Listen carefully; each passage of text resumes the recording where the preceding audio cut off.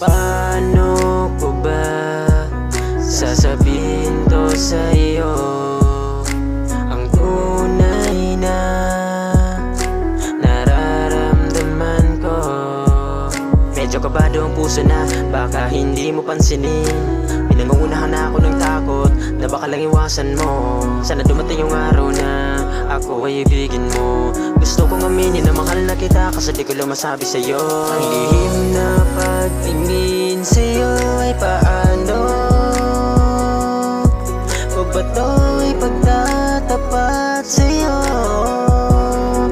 Kung ang puso ko'y nahihirapan na, may pag-asa kaya ako na maging akin ka. Maging akin ka. Bakit kapag nandyan ka na, bibig ko ay di ko maibuka? Na para bang hindi ko magawa magsalita, ang kausapin ka ay hindi ko magawa. Pusong leon pero di nadaga.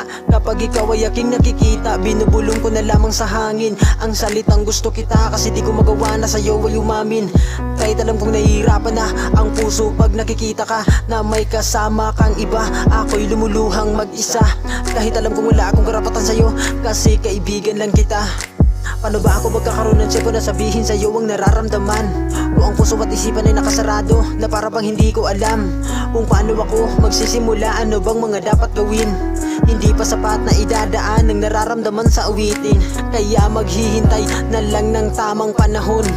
Alam kong darating din ang tamang pagkakataon para sa ating dalawa.